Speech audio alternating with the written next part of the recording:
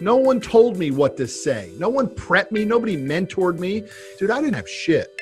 I didn't have anybody showing me the ropes. And the reason I think I can play that pretty well now is because just like you asked me, I constantly ask that question. If that was someone I needed to meet, what would I say? Is your business struggling right now? You might think that it's because you don't have enough sales. But the reality is, it's because you don't have the attention of the marketplace. This is attention equals dollars. You deserve more. Your business deserves more. And I'm here to teach you everything that I know on how to get the attention that you need and to turn that attention into dollars. Welcome to the Attention Equals Dollars podcast. I'm your host, Luke Nesler, where we come to you live from the Impact Media Studios, and we help you master digital attention and turn that attention into dollars. How do you transform your business? That's what this podcast is all about. Listen, starting something from scratch and building a successful business is not as easy as it's made out to be. It's a long road to hoe, and when creating it yourself, you have to learn from your own mistakes. You have to pave your own path. That path includes exciting times, but it also includes terrifying times, scary times. Along the way, you have to figure out how to stand out. How can you get the attention of your customers? How do you get the attention of the marketplace? It's that attention that will determine if you're a success or simply a flash in the pan, a moment in time. My guest today is a player. He's a powerhouse and someone that I've learned a tremendous amount from the last couple of years. He started his business from nothing more than a folding table and a telephone. He stared the repo man in the face. He's dealt with fear of not having enough, but through it all, he's built an empire. He's the president and CEO of Commercial Fleet Financing, a $100 million plus per year business. He's a keynote speaker and host of the hit podcast, You Need More Money. He's also the author of the transformational book that's now available for pre-order, You Need More Money. And he's someone that I'm proud to call a friend, Matt Manero. Matt, welcome to the show. Appreciate you being here with us. Who is that guy? Who is that guy you just described? That's you, you, my man. friend. It doesn't sound like me. Does it, when you've built quite a resume, does it still feel weird to hear what you're doing and what you've done, or is it just kind of it's business? Dude, I only play up. I never play down. I never look down. Ever, ever, ever. Never. So for me, I'm always chasing. I'm chasing those who are more successful than me. I never rest on my laurels. I never feel good about what I've accomplished. I'm pissed off almost every day. I love it. So that's one of the reasons that I got into the circles that I've got into and made sure that you were someone that I developed a relationship with and a friendship with, because I always like to tell how I met my guest. And I don't even know if we've ever talked about this, but I met Matt on, actually I learned of Matt from the Power Players show that Grant Cardone does, and just immediately resonated with what you were saying. I was like, man, this guy's such a business badass, yet at the same time, he seems like he's such a great guy. And I did what a lot of people just overlook and don't think of. I found you on Facebook. I friend requested you, and I started engaging with you and talking back and forth. And long story short, we literally built a relationship online that led to, I've been to your office, spoke to your staff, hung out, and now we're doing business together. But the reason that I went through what I did to get your attention was because exactly what you just said, I respect that, and I want to surround myself with people like that. So I'm super pumped that you are where you are today with the book. I want you to talk about that, and I'm really excited to have you on the show because you're, whether you'll give yourself the credit for it or not, you are a business wizard, and you've done stuff that a lot of people would only hope to do one day. So hopefully we could shed some light on what maybe they could do to grow their business today. Dude, I'm grateful that you say all those nice things, and I'm happy to help in any way that I can. And you and I together are doing really good business and some very cool stuff. And it is a social media relationship. That's how we met. Nobody introduced us. Social media introduced us. Nobody else introduced us. So when I talk about attention leading to dollars a lot, and you even said this, how do I, is this making sense? How do I tell if this is working? And a lot of people overlook the obvious. I got your attention from social media. Had Brad Lee on last week. I wasn't in Brad Lee's court of friends. I got his attention from social media. And then what I've done is we've built relationships, genuine relationships, not, trying to hack my way into a dollar, but we've turned that into a business relationship. And I think a lot of people discount that. They talk about ads and campaigns, and sometimes it's as simple as starting a comment conversation on Facebook. Oftentimes that actually might be the new way of doing it. And in order to play by that rule, you have to understand time and patience. That means that it is not a one-call close, right? And Absolutely. it has to be a conscious effort. It's going to take time. It's going to take consistency. It's going to take value contribution, all that sort of stuff. And it's a new world, my friend. It's a new way to sell. It's a new way to connect. And we're all learning because it's changing unbelievably fast. I'm excited to dive into that with you because you built your business long before Facebook and just the state of the internet is what it is today. That wasn't the case when you built your business, and you built a big business and never had to rely on necessarily the internet to get it done. So I love the story of how you got started. So briefly, take me back to that. Take me back to the card table, the telephone. What you've built today is an empire, but where did it start?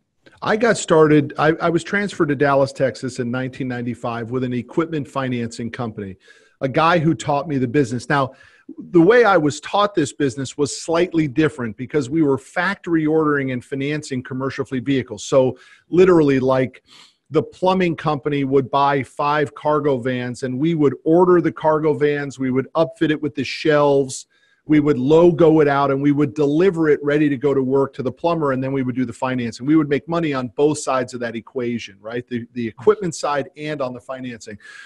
And that was the business when I started it. And when I moved to Dallas, Texas, I was transferred here. Immediately, everything changed, the budget, the goals, and I was basically left for dead in this little dumpy apartment in Dallas, Texas. And when I tell you, I didn't have a friend of a friend, dude. I didn't know anybody here.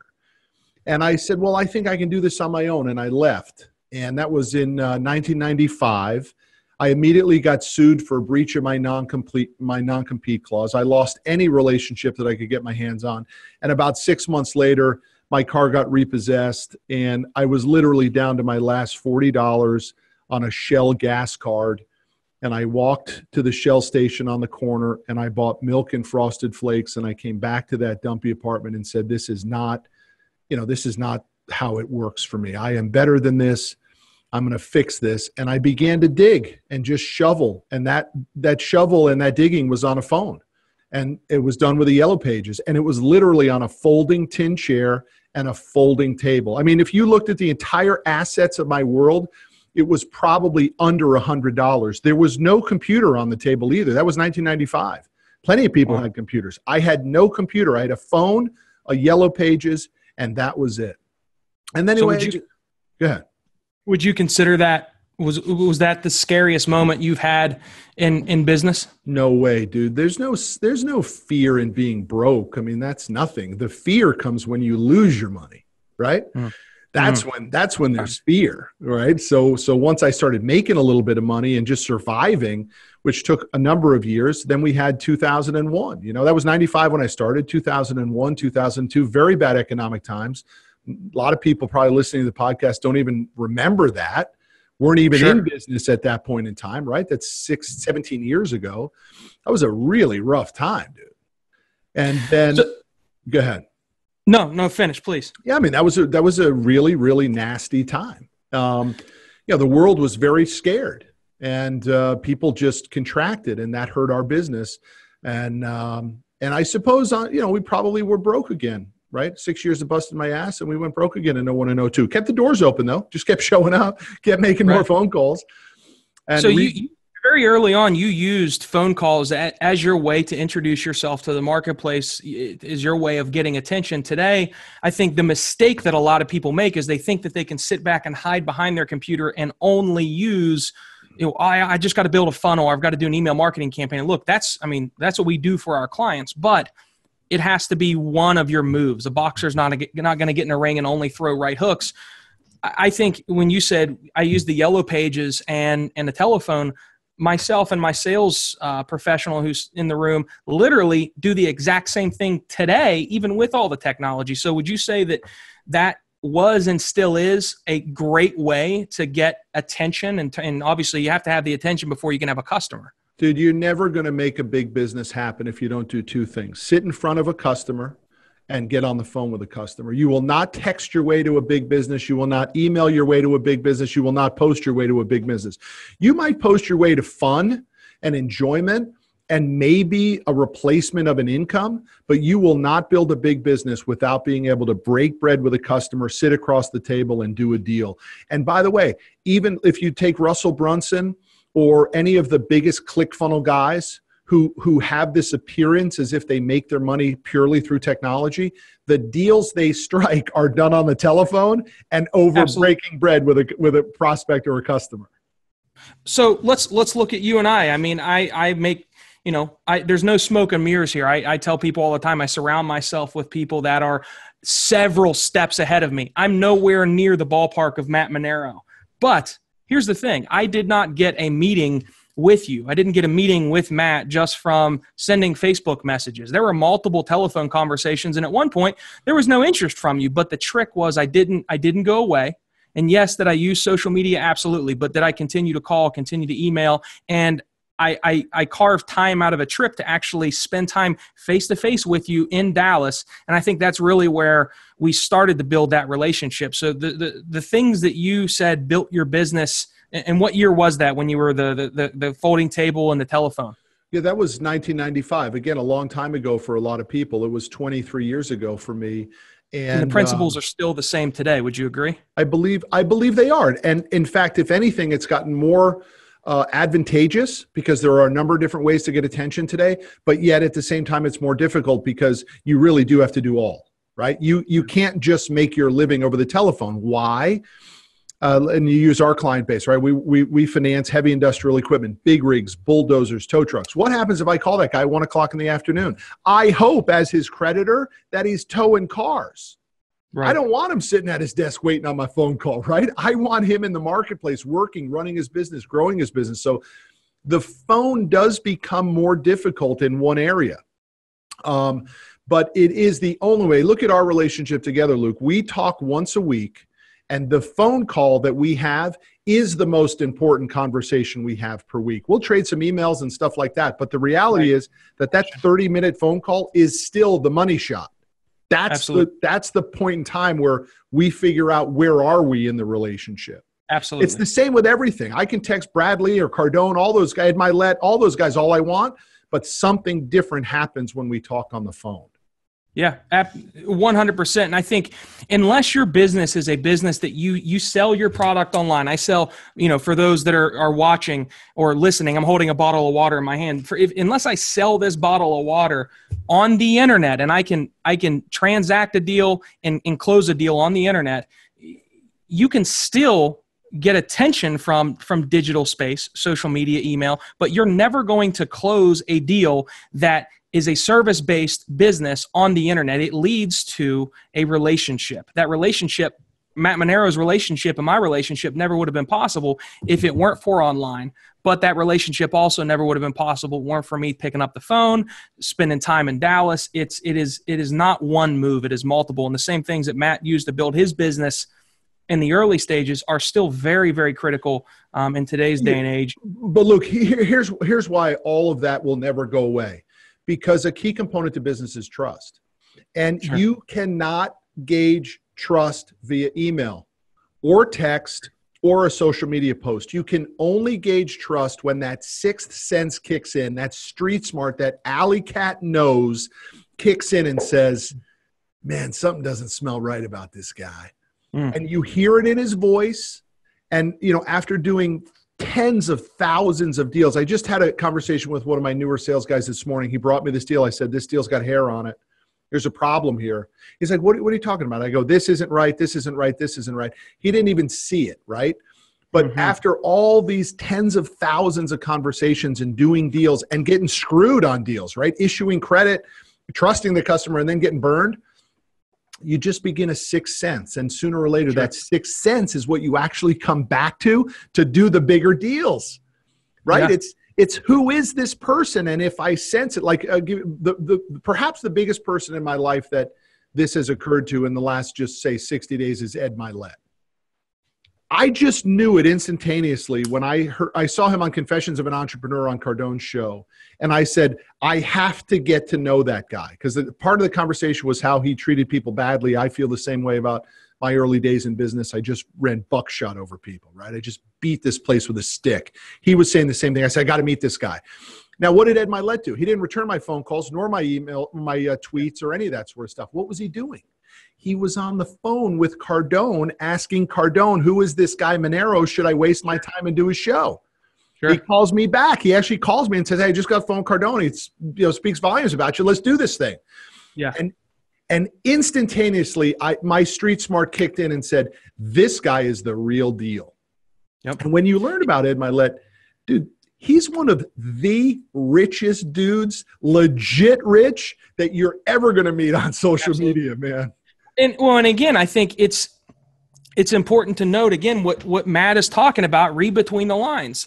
Matt would not have known who Ed Milet was if it weren't for the online space. Seeing Ed on a show, Matt, how you met Ed and started that relationship, it's the exact same story of me meeting you. So it is absolutely important to understand that you have to go back to the basic building blocks of how people built businesses years ago. They still come into account today, but now you have additional opportunities like Facebook, like YouTube, like Instagram, like Snapchat, like Twitter, that allows you to at least get the attention of somebody and have that opportunity to build that relationship with them. And something that I'd be interested to get your take on this, something that Brad said was, I think, one of the biggest important aspects of getting attention is knowing what to say when you get that attention. You know, Brad's fast-paced. He doesn't like it when people waste his time, nor do you, nor do I. So when you get the attention of somebody that you might look at as a few steps above you, what advice do you have for somebody watching today that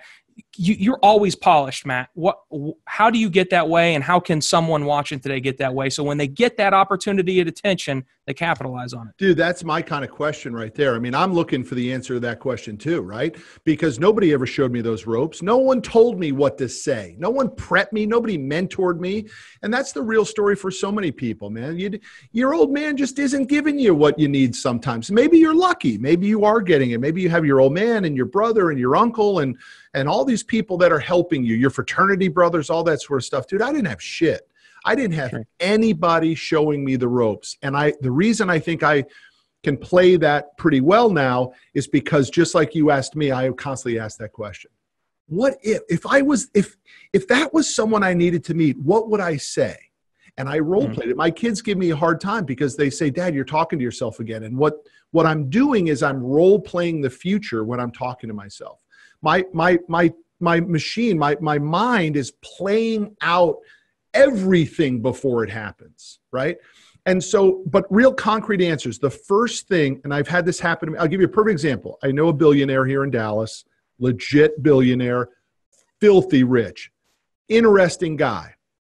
And I know him because our kids play lacrosse together. And he and I had built a very nice relationship together. Both we weren't doing deals together, but we would always talk about business and friendship and all this sort of stuff. And I'll never forget it, dude. This happened maybe 2 years ago. He pulls up, we're at a lacrosse practice. He pulls up in his Tesla. I hadn't seen him in a few months. He rolls down the window and he says to me, he's on the phone and he says, how's business? And I said, it's a little slow. It's like it doesn't really feel great. He didn't say a word. He rolled up the window and drove off. Yeah, that's not what he wanted to hear. Dude, he didn't want to hear my problems. Yep. He wants me to tell him how great it is, how awesome it is. And if it's not, he wants me to tell him that I'm figuring it out. I'm fixing it. No one above you wants to hear your freaking problems. They want you to walk in with a big puffy chest as if you're important, and people of interest do interesting things. It's the greatest thing that Jim Rome ever said, right? And by the way, that could be for anybody. It's our podcasts make us more interesting. Absolutely. So I've heard you tell that story, and I've also heard, I want you to answer this question for me, and then I'm going to use this as an example. So when somebody asks Matt Manero, Matt, how are you doing today? What's your response to that? And in the old days, I might actually have said, oh, geez, my knees hurt and all that sort of stuff. Today, I say unbelievable, right? And if your day wasn't going unbelievable, what? I know where you're going with it. So I do it with my boys all the time. I go to a grocery store. The girl at the counter says, how's your day going? I say, unbelievable. And I say, you know what I would do if it wasn't? And she looks at me like, did you just ask me a question? What did you just say? What? And I say, you know what I would do if it wasn't? And she says, what? And I say, I would change it. And dude, that comes from so many years of being shit on and crapped on and being treated like shit, like the underdog, like the outcast, like the poor kid. That chip on my shoulder has given me incredible power to be able to instantaneously change my mindset. And you know what I think is powerful about that? It's sad. That's rare. So something that allows somebody, just a guerrilla, I don't want to say marketing trick, but just a very simple trick to stand out, have a response like that. When I ask somebody at the grocery store, or even maybe some of my employees at times, hey, how you doing today? We all deal with stress, and everybody's response is, how's your day going? It's all right. So when you come at somebody with a response like that, or again, I'll go back to Brad. Brad's thing is, if I were any better, I'd be twins. That's rare, and it stands out. And I've started to watch you and use you as a role model with that, and I start to have positive responses to people's questions, and they look at me like I'm weird, but it gets their attention. Dude, that's your job as someone special, right? Is to first understand that we are all special if we fuel it. And so, by the way, it's not good enough to just say great. It's the great ones go that second step and force the weirdness, the uncomfortableness. And that's actually when the smiles start. That's when the attitude changes. Dude, I'll give you a perfect example. This is a number of years ago, and my kids still tell this story today. There was a bagel shop in my town. And and the bagel guy, the guy and the gal who ran the bagel shop, they were there constantly, right? I mean, it was just typical restaurant story, right? 80-hour weeks, all that sort of stuff. No days off. They sell it to an Asian guy, okay? And we go to the bagel shop, and who's there on that Saturday morning? But not the guy and the gal anymore, but this Asian guy. Doesn't say a word to us. Doesn't speak to us, just, simple, what do you want? You could just see the business was in trouble, right? Immediately, this guy. And my son and I watched people come in. He did the same thing. And I called him over when everybody left, and it was just me and my son and the bagel guy. And I called him over. I said, did you buy this business? And he said, yeah. And I said, you got any money left? And he goes, yeah. And I said, I'm going to give you a tip. This is the richest town around. Everybody who walks through this bagel door is an A-type personality. They know how to win. If you don't change your attitude and put a big welcoming smile when somebody walks in that door and show them appreciation, they're going to stop coming to your bagel shop. And he walked back around the counter, and my son and I watched this happen. My son was probably 7. The next guy who walks in the store, this guy smiled the biggest shit-eating grin from ear to ear. He instantly changed his mindset. Yep. Well, he was going to have done the same thing that the billionaire did to you. He didn't want to have that negativity, had no time for it. So that guy's customers were going to roll up the windows and pull out on him. It's exactly what was going to happen, but here's what happened. It only lasted for a short period of time. And he fell back into his comfort zone and eventually went out of business. And probably whatever that last bit of money that he had, he probably lost it. That storefront is still vacant today. And my son still jokes about that. He was 5, 6, 7 when we did that. And it was the greatest lesson of the instant change of attitude and all the energy that it changes around, right? Wow. Talk to me about that internally in the business. And this might be off the topic of, marketing and getting attention, but I think it's something equally as important, because while my job is to bring business in, get the attention of customers and turn that into a sale, my job is also to be a leader of the team.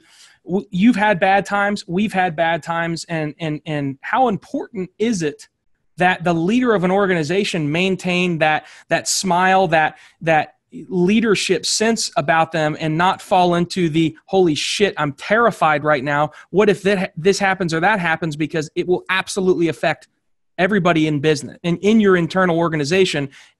Do you agree with that? What's your stance on that? I've made all the mistakes when it comes to leadership mistakes. One, not having the plan, and then telling your troops that you don't have the plan, right? Well, I'm not sure what the next step is, dude. That's disastrous, right?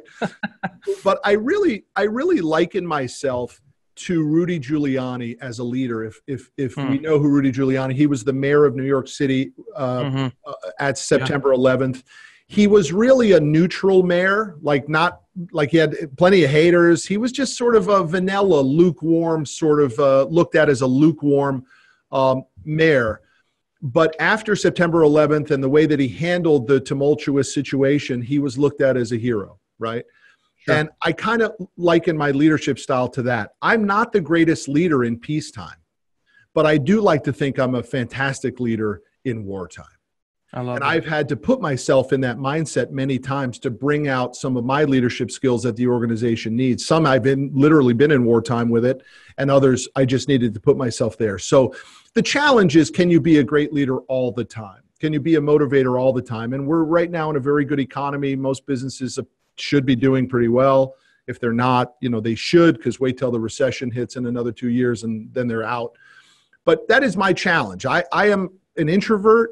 I will go into my office. I will be to myself. I don't necessarily every day force myself to go around and rally the troops. I do have an executive management team now that their job is part of that. So I'm kind of a one-on-one leader.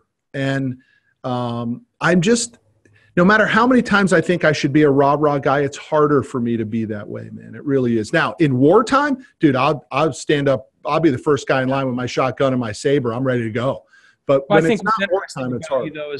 I think what's interesting about you, though, is even when you're calm, one of the first time I met you in person, and we'd had multiple conversations before that, you just have this leadership aura about you and just this powerful vibe coming off of you. And I'm not a hippie. I don't know how to explain it to the best of my ability, but there's just something, even when you're completely calm, that makes me, and I'm not even an employee of your company, makes me think, man, this guy's got it, and everybody behind him is safe and protected. And I don't know that is a natural skill. I've had to develop that. And I think that's something that, again, I guess tying it back to attention, keeping the attention and the trust of your staff, I think that's extremely important, that even when you're not rah-rah and you're there firing everybody up, I still think it's important for somebody to look at you, look at whoever's watching or listening to this and say, I trust this person. Yeah, thank you for saying that. I mean, and if they don't, I'll quickly remind them that after 23 years of business, and we pay every Friday in here, we've never missed a payroll in 23 years. Not ever. Not one nickel has not been paid to an employee or a vendor in the history of my company, ever. And the only person that hasn't gotten their paycheck on Fridays has been me, right? Sure. For many years in the early days and even in the middle days getting it going. Hasn't happened in a long time. But that to me is an important factor because people are afraid, dude. They are afraid. Is my check going to clear? God forbid, what if the check didn't come in? And I want to reassure them that if I'm at the helm, that will never happen. And that to me is part of it, man. You got to get in the people's back pocket too. If you really want to get to know your people and make them feel comfortable, they need to know that you understand how important that check is to them. Yeah. Yeah. So I'm going to tell a quick story because Jeff, my business partner, and I, we are the exact same mindset. And I've heard you say that, and I let Jeff listen to it because there have been times early on starting this, and a lot of people know my story of we didn't have enough money to pay rent. I was sleeping in my office. Like when we first started out, we could barely awesome. Dude, never feel bad about that. That's awesome. No, well, so the interesting thing is when we started to grow, there were still trials and tribulations, and we had somebody that at first we looked to as a mentor, and we were having a hard time paying ourselves very early on. And he said to us, "You need to let some of your staff go so that you can get paid." And Jeff and I left that meeting and looked at each other and said, fuck that guy. Like that is the exact opposite of what we've never had to cut somebody because we couldn't afford them. We've let people go because they weren't a good fit, but we made it work. We busted our ass and we got it to the point to where we've never ever missed a payroll. We never will.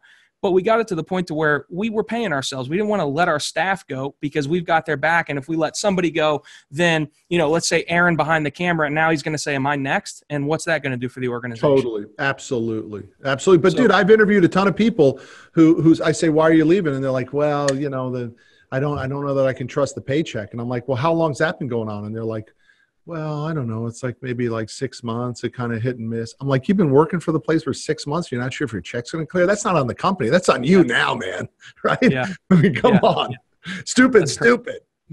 So I'm going to transition the conversation a little bit because I think this is something that's interesting about you that's different from some of the guests that I've had. So you obviously built this wildly successful business. you've done well for yourself. Let's just put it that way. Before the internet was ever needed or as big as it is today, but yet now you're transitioning into growing this big brand that, to be very honest, right now where we're working with you doesn't necessarily directly tie to commercial fleet. It is the Matt Manero brand, and I think it's in a time to where entrepreneurs are looked at as celebrities and rock stars. Which can be a bad thing. We need more people like you, like Grant Cardone, like Brad Lee, that have actually built real businesses. So after all these years in building a successful business, why now do you start diving in as deep as you are to building your brand and leveraging attention online and social media and things like that? I honestly think it is it's my calling. I really do think and I knew that very, very early on in my life. I was probably 14, 15 years old, and I talk about this in the book. I think most people very early on in their lives know exactly what they're supposed to do and what their purpose is and what their calling is. They get distracted by other things, other people's advice, college, career paths. But I think very early on, we have an idea of what it should be. And then usually fear of success takes over and we end up going in a completely different direction. I knew very early on that I was to help people. And I knew that I should have been a coach. When I found out what coaches make, I knew that wasn't going to connect to who I wanted to be. I knew that I wasn't going to live on 40 grand, 50 grand a year. I knew that early on. But that contribution of coaching and helping and fighting for the underdog and pulling someone up was always a part of my cause. And I'm just now getting back to those roots. So that's why I do it. Look, I would love the two between a personal brand and the corporate brand to merge better. But the reality is equipment financing is like not a sexy thing. We're going to do a better job of bridging the gap. And you mark my words, we will make these two come together Absolutely. better. But we're also in a tough spot. You got to understand my business model. I'm in the credit business, and I only finance good credit customers. So it does make it a little bit hard. Some of the best customers that we finance would never think of posting on Facebook or Instagram. Now they're older, so there's a new generation that might come in below them. But what we have found is good credit customers don't go to the internet looking for financing. Bad credit customers go to the internet looking for financing. But even without really trying, because you're pushing the You Need More Money brand, the Matt Manero personal brand, to help entrepreneurs, but without even trying, you've told me a couple of examples and even sent me some screen caps of emails to where there are some folks, as a byproduct of what you're doing in the commercial trucking side of things, that are taking note. And you just used an example before we jump on here, or before we jumped on the podcast. So it's interesting how you can grow your network when you're putting good content out, when people are paying attention to it. And even sometimes when you're not trying to close a deal or generate a lead, it happens. So here, it's a wonderful question, dude. It's really a great question. I'd like to give my twist on it to get the right answer out on this. People think they need to make a living from it. Posting, branding, all that sort of stuff. I never saw it like that. I saw it as sooner or later, even if it's not Facebook or Instagram or Snap or Twitter or YouTube, it's going to be Google. And everyone's going to Google your name. And you better have something to show them. Absolutely. And so that's why we have 900 videos on our company YouTube page. Not my personal YouTube page. I only got 100 and something videos. My company page has 900. That's why I have blog posts. And we use Google Plus a lot because that's what the bots are going to read, right? There's not a customer that comes into our office to sign a set of docs who has not looked at one of our company videos. And so that's why I started to put myself out there, because I knew that someone was going to search before they said yes to us. And I wanted them to have information that made them feel comfortable. The rest of it, sort of the leader, maybe a thought leader, maybe an experienced guy that can help other people, that came afterwards. But the first thing for me was, if a customer wants to find out about us, they better be able to find something about us. Yeah, and I love that. I think that's a luxury that every business has available to them today that, quite frankly, just wasn't there even 7, 10 years ago, even 5 years ago, to where today when somebody says, "Hey, Luke, can you send me some information over?" Yeah, absolutely. I'm going to send you my YouTube link. There's 500 videos there. If by the end of those 500 videos, they aren't sold enough for me to take a meeting with them, then I've done something wrong. So I think if nothing more than that, it's an amazing tool, an amazing resource. Look, if somebody applies for a position with this company, and I Google your name and nothing pulls up, you will not get a call back, period. Yeah. Because you won't understand what we're doing. You'll fight me about why is he doing all that sort of stuff? Yeah, why are you spending money in the studio? What's he doing? Why I'm supposed to send out his book to a customer, even though he pays for the book and the postage? I mean, you won't even understand the ecosystem around here. Absolutely. You're way behind, dude. If somebody types in your name and nothing pops up, you got one foot in a peel in a hole and another on a banana peel. And if you're not playing offense and putting content out there to control what's going to show up, and you don't do anything about it, I guarantee you something will show up, but it's probably going to be on pissed consumer reviews or something, maybe it's going to be something that you probably don't want there, whether it's a news article or whatever. But if you're proactive about it, if you're on the offense and you're doing the Google, the Google's Google Plus, like Matt had said, or more importantly, YouTube, and just populating content out there, it changes. LinkedIn will show up. Do LinkedIn, have a decent LinkedIn profile, and you type your name in on Google, and your LinkedIn profile will come up. Boom, checkbox, you're good. 100%. Matt, talk to me about You Need More Money. This is something that I'm super excited to come out. It's an interesting story, that the fact that now you have devoted so much of your life to telling that story and helping other people. What happened? Where do we go from commercial fleet financing to now You Need More Money, and Matt Manero's brand's grown like crazy? You've spoke on TEDx stages. What is You Need More Money? Talk to me about it. Dude, I remember I must have been 6 or 7 years old, and my mother and I were very close, still are. And I remember asking my mother, does God know what my life is going to look like? And my mother told me yes. And I remember to this second what the feeling was, a feeling of comfort that came over me that said it's predetermined, right? And so I fought like crazy to make money and get some income coming in, but the rest of it, I've sort of let divine intervention happen. And sure. I don't fight against what I'm supposed to be doing. I just know that if I'm in the movement, if I'm in the current, I'm in good shape. And so, my brother-in-law, my wife's only brother, passed away 2 years ago. He died at 46. He left a wife and 4 kids. He died of cancer. And he left them with no health insurance, no life insurance, and $100 in the bank. And it was just the most traumatic thing that could possibly happen to my family because, and I know this sounds crazy, but my wife was so madly in love with her brother. They were thick as thieves. And I'm telling you, I could have died and it wouldn't have had the same impact on her because they were that close. And so I wrote a little story about it to sort of cleanse us, of the pain. And it ended up getting, picked up and turned into a book, which, the book gets picked up by Dupree Miller, the leading agent. They handle Tony Robbins and Cardone and T.D. Jakes and Dr. Phil, Joel Osteen. They rep all those guys. They pitch it to Penguin. Penguin buys it. And I end up having to write this book, which at first was entitled I Need More Money, because I wanted it to be personal to the reader. I didn't want the reader to feel as though I was preaching to them or talking down to them.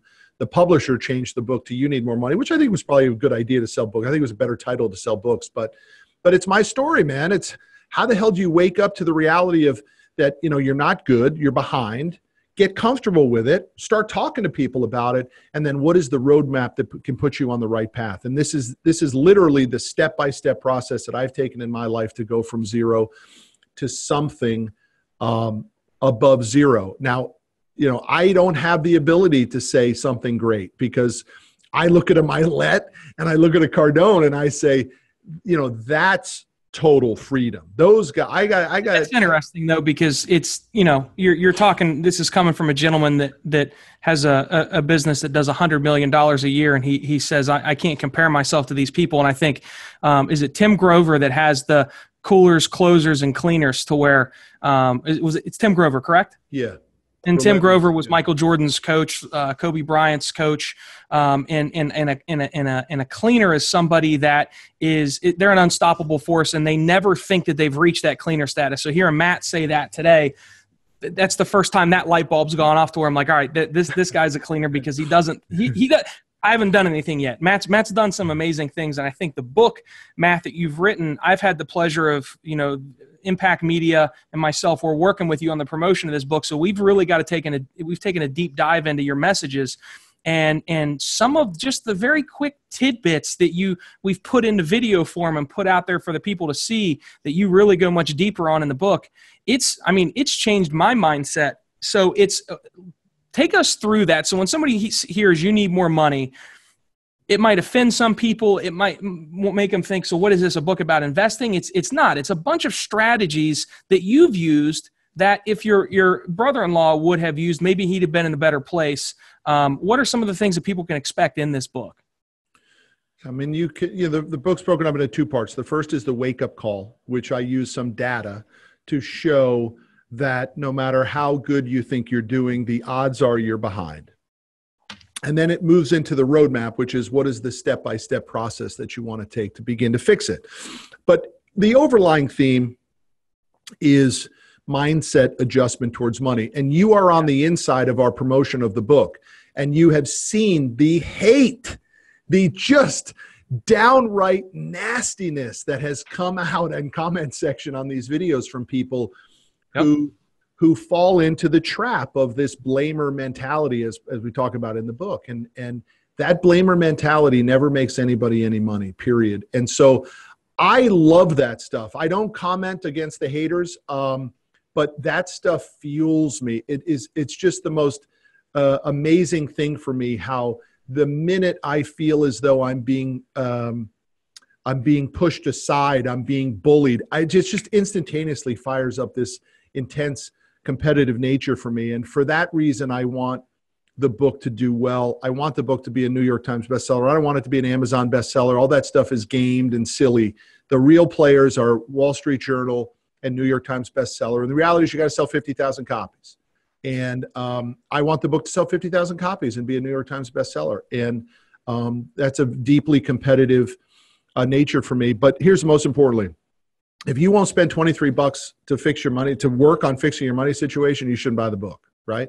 But I wouldn't have written this book and taken the time and energy and effort to do it if I couldn't come up with 3 or 4 unique concepts that I haven't heard done before that anyone can put into play immediately and get a tremendous return from, even if it's just the difference between the operating account and the reserve account. Just that strategy alone is worth 100%.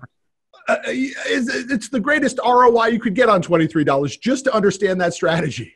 It's an amazing book. I was explaining this to somebody the other day to where it's like, look, there's a lot of gurus out there that have written these bullshit books and putting these bullshit courses out, and they haven't done anything yet. So why would you buy something from them? This book from Matt is the complete opposite. If Michael Jordan called and said, look, I've got this step-by-step manual on how to shoot a free throw, most people that want to do better in basketball will probably read that. This is a book from a wildly successful man that started a business from nothing and has grown it into an empire that talks about some of the strategies that he's used. And I've seen the book. We've marketed the book. We're in the process of working with Matt on this. I'm excited to read this book. It's changed my chief marketing officer's mindset completely. He's a grown man with a wife and a little girl. I mean, it is the real thing, and I'm excited about it. Matt, when does it come out? When can people get the book? So it's on pre-order right now on Amazon, Barnes & Noble, Target, Walmart, wherever. And then the official launch date is March 20th. In which the books will begin to ship on that. So please jump on it, Amazon.com. But again, here's the salesman in me, Luke. People need to understand this as well. We shouldn't hate against people trying to sell, but I have to meet 50,000 people who will buy one of these books. And in order to do that, I probably have to meet 250,000 people, right? So Absolutely. Sales is about the math. That's an extremely difficult challenge to meet 250,000 to move 50,000 piece of product, right? So the reality is I need people to buy multiple orders, and they can go to 800 CEO Reads, and my publisher Penguin has negotiated a deal. It says, depending on how many copies you want to buy, you can go down as low as $14 per copy. People need to buy it for their sales team. They need to buy it for their franchisees.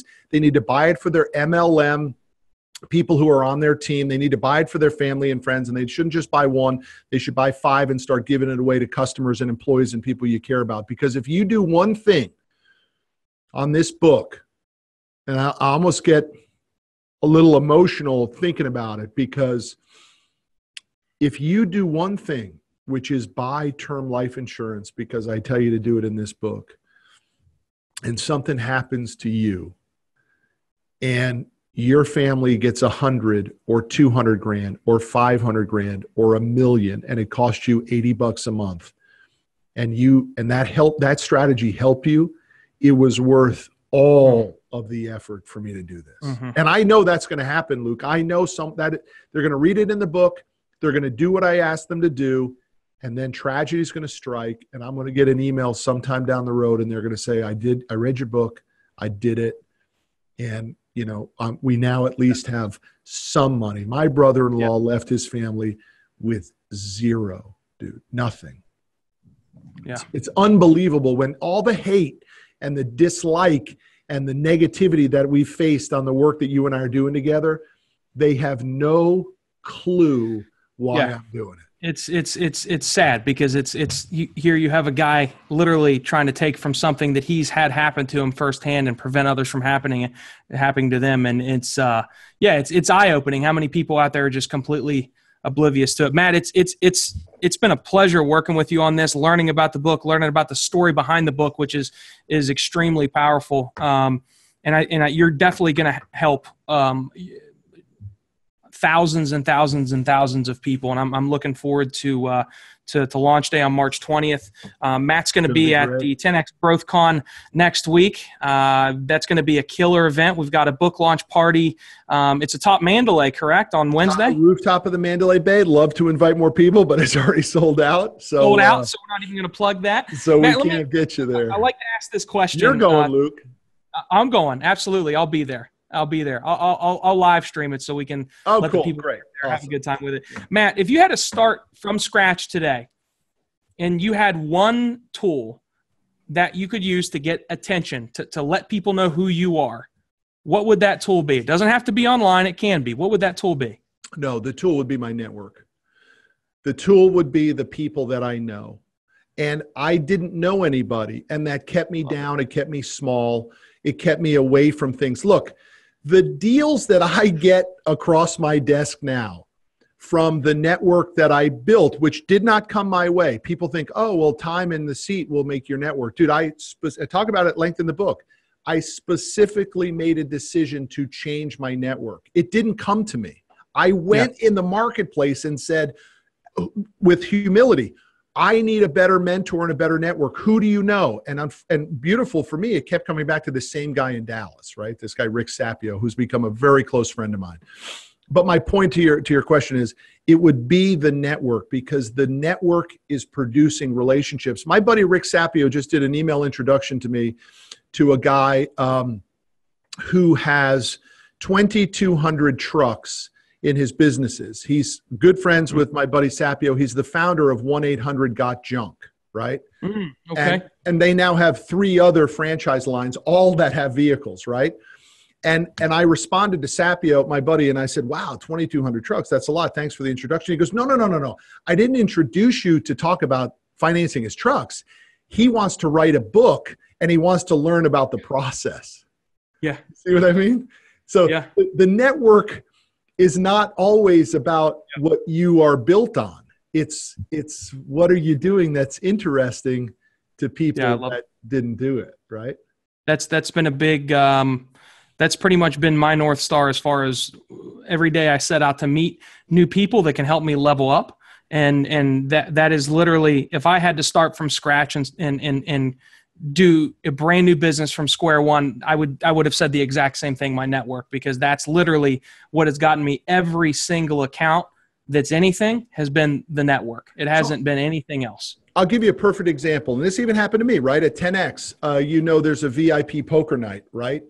And it's $1,000 buy-in that goes to the Grant Cardone Foundation, right? The minute I saw that email, what's the first thing I did?